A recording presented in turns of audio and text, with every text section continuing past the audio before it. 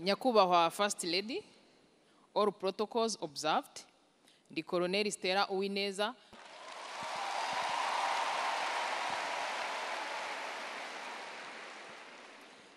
Mba mu ngabo z'igihugu mu mutwe w'ingabo zirwanira mu kirere.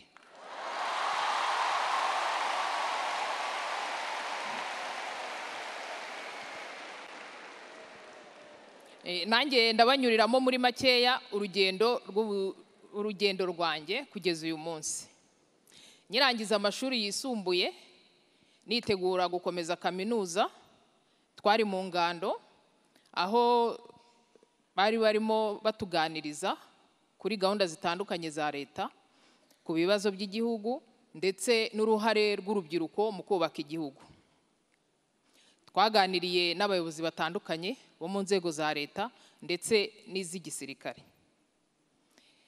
Ngewe nabaye inspired, nkunda cyane ibiganiro twagejejweho n'abasirikare, hari harimo abagabo, harimo abagore, cyane ko twanakoraga izo ngando twambaye uniform, numva ko uwo mwenda ntawukuramo.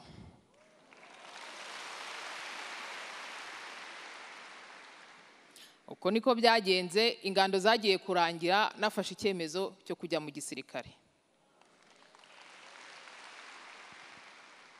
Ninjiye mu gisirikare, noherezwa kwiga mu ishuri rikuru rya gisirikare hanze, aho narangije ndi electrical engineer. Nyuma gato mba na ofisiye. Nakoze akazi gatandukanye ka gisirikare mu nshingano zitandukanye, harimo n'ubutumwa bw'amahoro hirya no hino muri Afurika. Ari nako nkomeza amasomo n'amahugurwa ya gisirikare yisumbuyeho. Nyakubahwa First Lady, uyu munsi twizihiza umunsi mpuzamahanga w'umugore, umugore mu iterambere mu myaka 30. Nanjye ndi Col w'umugore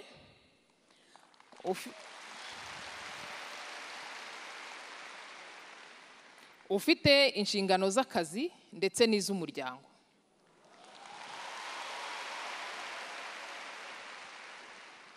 Ndubatse, umugabo wanjye ntabwo ari umusirikare, nkaba mfite n'abana. Ni inshingano zitoroshye, zisaba zose kunozwa. Nkabona ko ikidufasha hamwe n'abarumuna banjye bari hariya kuzinoza ni ukumva ko bishoboka, ni ubushake, ni ishyaka, ariko kandi ni n'ubuyobozi buduha amahirwe hagendewe ku byo dushoboye, ku bushobozi. Nabwira ababyeyi gukomera ku nshingano zabo zo gushyigikira abana babo, bakabaremamo icyizere mu byo bifuza kugeraho, bakareka kubaca intege bavuga ko hari ibyo batageraho, badashoboye, cyangwa se bataba byo kubera ko gusa ari abakobwa.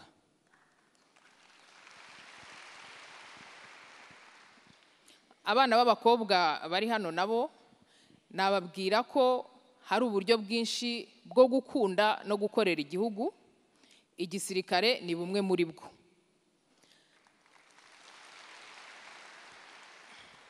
Navuga ko bisaba imbaraga kandi murazifite, ni ukongeraho gusa ubushake.